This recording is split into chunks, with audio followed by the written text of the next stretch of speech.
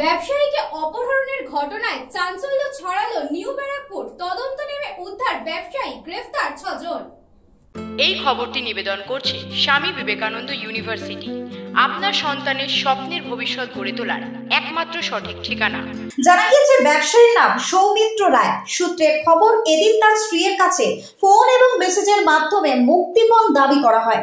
অপহরণকারীরা প্রথমে 5 লক্ষ টাকার দাবি জানায়, পরে তা বাড়িয়ে আরো 8 লক্ষ টাকা পর্যন্ত দাবি করে। পরিবার সূত্রে জানা গিয়েছে, পরশুদিন বাড়ি থেকে ব্যবসায়িক কাজের উদ্দেশ্যে বেরিয়েছিলেন সৌমিত্র বাবু।